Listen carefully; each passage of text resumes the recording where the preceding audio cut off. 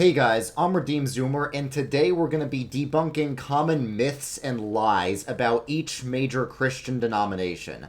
The specialty of my channel has been explaining different denominations, and although I have my personal beliefs, I like having honest conversations and not strawmanning each other, and I see tons and tons of strawmen being thrown back and forth from all sides. It's a total food fight these days. Hopefully this video can improve the discourse between different denominations. I'm glad that these days people want to fight about Christianity as opposed to other things. Like 10 years ago, this was not what people were talking about on the internet. But we still need to act Christian when arguing about Christianity, and honesty is very important. So, let's get right into it. The first common myth I see is that Eastern Orthodoxy isn't united. Most Eastern Orthodox converts can very clearly articulate why they're not Catholic, due to a lot of theological reasons. A lot of Catholic converts I see just sort of don't even investigate Orthodoxy, don't even understand what Orthodoxy believes, and just brushes it off as not united. Now, you might have theological reasons to disagree with Orthodoxy like I do, but Eastern Orthodoxy isn't any more disunited than any other major Christian tradition. No denomination has perfect unity. None of them whatsoever. None of them have perfect organizational or theological unity. Now, I found this from Useful Charts. It's a complete graph of every Christian denomination in the world. That's right, every single one. And most denominations we talk about, like Catholic or Orthodox or Lutheran, are really communions of many different organizations that are united somewhat in some sort of superstructure, and it's different for all of them. So this is what Eastern Orthodoxy look like. Often you'll have two things that are not directly in communion with each other, like Greek and Russian Orthodoxy, but are in communion via some third party, so it kind of works out. And for both Catholicism and Orthodoxy, you'll have schismatic groups that are not united to anything. Like, apparently the Latvian Orthodox Church is real. I thought that was just made up for Seinfeld with, George Costanza. It's funny, in Seinfeld, the Orthodox priests are bewildered that this Western dude wants to join their church. I guess they didn't know that the 2020s would be a thing. So, as you can see, the Catholic Church has a bit more organizational unity than the Eastern Orthodox Church, but not like that much. It's a little bit more, but I think the Orthodox Church makes up for it in having more theological and liturgical unity than the Catholics. Like, there's no Orthodox Vatican II. There's no Eastern Orthodox, modernism that the Catholics have. They don't have, Novus Ordo. They don't have pride masses that the Catholics are dealing with, and Protestants, like my denomination, are dealing with it as well. So I think even though the Eastern Orthodox Church might have a bit less organizational unity than the Catholics, they have more theological and liturgical unity. And again, they don't have perfect theological unity. They do disagree on like what exactly the essence energies distinction means. They disagree on like whether to baptize heterodox converts and stuff. But like I said, the only groups that have perfect institutional and theological unity are cults, like the Jehovah's Witnesses. So if you want a church that has absolute theological unity, become Jehovah's Witness. But actually don't do that, because I want you guys to be saved, and if you become Jehovah's Witness, that's not going to happen. Alright, next up, we have Catholics. Now, I see this all the time, again and again, from, evangelicals and, radical anti-Catholic Protestants, this idea that they worship Mary. That's just not true. That simply ain't true. The Catholic Church has always dogmatically stated that only God, the Holy Trinity, is to be worshipped and adored. Now, they give very high praise and honor and reverence to Mary. That might make some Protestants uncomfortable, and some Protestants might criticize that, but they don't worship Mary. Basically, it's the same type of praise that you would give to anyone you greatly respect, like a king or an emperor or a pastor who really helped you. Okay, so that to help evangelicals understand, imagine it's like John MacArthur. They give lots and lots of praise and reverence and veneration to John MacArthur. That Justin Peters guy thought John MacArthur has done more for the kingdom than anyone since the apostles. So it's that type of veneration, but just to a much, much higher degree. So Catholics don't worship Mary, and when they pray to Mary, because they do pray to Mary, some Catholics will say, oh, we don't pray to Mary and the saints. The Catechism says they do pray to Mary and the saints, but it's not the same type of prayer that you would give to God. It's a prayer of intercession, which is like asking a friend to pray for you. So the Protestant critique of that would not be that you are asking them to pray for you. It's a question of whether or not the saints can actually hear you in heaven. But no, it is not accurate to say that Catholics worship Mary. Okay, next myth is about Anglicanism. It's the idea that King Henry VIII founded Anglicanism. Because if that's true, then Anglicanism doesn't look very good. It's like, oh, how was your church founded? It was founded because some dude wanted to get a divorce. Well, luckily for the Anglicans, that's not true. I do like bullying Anglicans as a Presbyterian, and I do think some of what they do is a bit cringe, but no, it's not true that King Henry VIII founded Anglicanism. Basically, King Henry VIII never supported the Protestant Reformation. He was always theologically Catholic. He broke ties with Rome for personal reasons, as you guys all know. But he still remained theologically Catholic and believed almost all the theologically Catholic distinctives. And after he died, Bloody Mary, Mary I, reunited with Rome. She reunited the Church of England with Rome.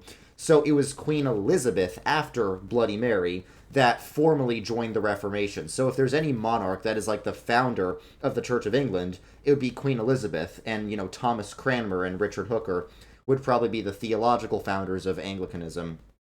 But the Anglican belief is that the Anglicanism didn't really start with the Reformation. Their belief is that the Church of England was this sort of self-governing entity, and later, during the Middle Ages, Rome just imposed its own authority on England, and the Reformation was just England going back to the state of relative independence that it had before. Because Anglicans believe in something called Caesaropapism, which is that every country should basically have its own autonomous church, and they should be in communion with each other, but there shouldn't be this, international bureaucracy in Rome or something that governs all the churches. So the Anglican view of what the church should look like is more similar to the Eastern Orthodox view than the Catholic view, where you have national churches. So yes, Caesaropapism is really the founding ideology of Anglicanism. Alright, so this myth is about my denomination, the Calvinists. I'm Presbyterian, and Calvinism encompasses the Presbyterian, Continental Reformed, and Congregationalist traditions. So, there's always the accusation that Calvinists deny free will. This is the biggest objection to Calvinism. I always hear people say, oh, Augustine didn't agree with Calvin's view of predestination, and I ask, why is that? And they say, well, Augustine believed in free will. Well, so do Calvinists. So does every Calvinist confession. If you read the Westminster Confession of Faith, which is the most authoritative confession for Presbyterians, it explicitly says that we have free will. Calvinism has never denied free will. Calvinists believe that rather than annihilating our human will and energy, God's grace in regeneration actually frees our will to serve God. We are freed from slavery to sin when we become a Christian. So, we might believe that there are some things that God does that are not based on a free will choice. We do believe that predestination is not conditioned upon a free will choice. That doesn't mean we don't have free will. And this is exactly what Augustine believed. Augustine strongly rejected any form of conditional election, where predestination is just conditioned upon a foreseen free will choice. When I talk to non-Calvinists about what Augustine believed, they either get Augustine wrong and think he was basically Arminian and basically believed predestination is conditioned on a free will choice, or they'll get Augustine right, but they'll think Calvinism is like equal ultimacy, where God actively predestines people to hell, and that has never been what Calvinists believe. No Calvinist theologian has ever said God actively predestines people to hell the same way God predestines people to heaven. There are some sloppy statements in Calvin's writings that can almost sound that way, but they're clarified by much clearer writings of Calvin in other places, and the Reformed confessions are all very explicit that when God predestines people to hell, it's just a passing over of the non-elect and letting them send themselves to hell. God does not actively create anyone for damnation, and the Calvinist churches have never taught that. So that's a big straw man of Calvinism. Next, we have the straw man that Methodists are liberal. Now, yes, there are liberal Methodists. You'll find liberals of basically every denomination except for the Eastern and Oriental Orthodox churches. Even there you'll find some, but it's just very, very rare. So yes, of course there are liberal Methodists. I'm sure you've seen liberal Methodists at times. But they get singled out as uniquely liberal even among Protestant denominations when there's no real good reason other than anecdotes to label them that way. Like my good friend Keith Foskey, in his skits, the Methodist character is always the liberal one. I don't see why, because the Methodist Church, the United Methodist Church, was the last major mainline denomination to allow same-sex marriage, and the only reason that even happened was because the conservatives had a majority, but were cowards and ran away. In 2019, the conservatives actually won the vote and banned gay marriage in the United Methodist Church, but then the conservatives were a bunch of cowards, and they were worried they would lose a vote in the future, so they just straight up left the church. They won the dang vote, and they left the dang church. So the only reason that the liberal minority of the Methodists took over was because the conservatives were being a bunch of cowards. But even with that, even with the American Methodist Church allowing gay marriage right now, globally, Methodism is still profoundly conservative. Like, the Protestant center of gravity globally is no longer in America or Europe, it's in Africa. And the African Methodist churches are universally very, very conservative. The Methodist tradition has always focused a lot on personal holiness and, conservative morals. The main theologians of Methodism, John Wesley and George Whitefield, were very conservative thinkers, both socially and theologically. So if you want to say Methodists are liberal because of some liberal Methodist churches, fine. You'll have to say that Baptists and Presbyterians and Lutherans and Anglicans are also liberal because you'll have liberal examples of those churches as well. What I'm saying is Methodists aren't any more liberal than any other mainline traditions in America. Anyway, so now we have the myth that Baptists aren't historic, and I used to kind of contribute to this myth. The reason it can feel this way is because a lot of churches that are called Baptist churches are not historic at all. That's absolutely true. There are a lot of random unaffiliated churches in America that label themselves Baptist, but no one is copywriting that name. So I could start a cult in my basement and call it a Baptist church because the name Baptist isn't copyrighted. Only a small percentage of Baptist churches in America are actually descended from the English Baptists that settled in New England. So when I say Baptists are historic, I'm referring to those ones, the ones that actually have ties to the English Puritan Baptists. A lot of American evangelicals are just labeled as Baptists with no ties to any historic Baptist tradition. So I'm guessing the majority of you guys watching this video who are Baptist are not part of any historic church whatsoever. But like the mainline Baptists in America, like the American Baptist Churches USA, or the Southern Baptist churches to a lesser extent, but still to some extent, do have a lot of heritage. The American Baptists actually founded Rhode Island and founded Brown University, an Ivy League school.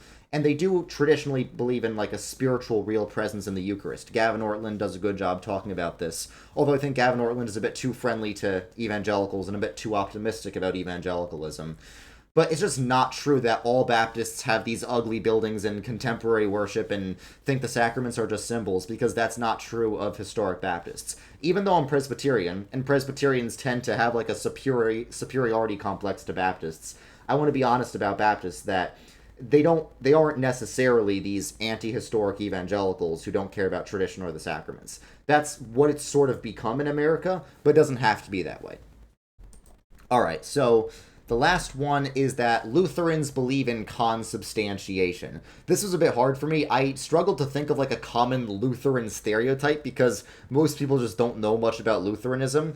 But when I hear like, R.C. Sproul type Reformed seminary professors talking about Lutheranism, they'll always say, Lutherans believe in consubstantiation. Well, Lutherans have never used the term consubstantiation for their own belief in the Eucharist. So Lutherans care a lot about the Eucharist. The Lord's Supper, communion, very, very important to Lutheranism. Luther was all like, is means is, in his conversation with Zwingli. So Lutherans care a lot about communion, and they care a lot about the real presence of the body and blood of Christ in communion. Now, they don't believe in transubstantiation, because although they believe the bread and wine are the real body and blood of Christ, they don't have a problem saying it still remains bread and wine. So that has led some non-Lutherans to call their view consubstantiation. The word con in consubstantiation means with. So the idea is the substance of the bread and wine exist with the substance of the body and blood of Christ. But that's just not what they believe. Luther's goal was to move away from these Aristotelian scholastic descriptions of how Christ is present in communion, and move more towards the Platonist or Augustinian view of sign and thing signified, or sacramental union, where somehow the sign of this bread is sacramentally united to the body of Christ in some higher Platonic world, and the same with the wine and the blood of Christ. So they'll use the word sacramental union and sign and thing signified, which is also terms that the Reformed churches use. But when it comes to the metaphysics of how Christ's body and blood are present, the Lutherans like to leave that more up to mystery. So guys, thank you for watching this video. I hope this clears up some myths about the denominations. If there is a common myth about your denomination that you want to see debunked, leave it in the comments section so everybody else can see it. I I'm trying to engage more in apologetics. I'm going back to Protestant apologetics to engage in denominational dialogue, but I greatly value honesty and not strawmanning other traditions. So thank you for watching this video, and I will see you guys later. God bless.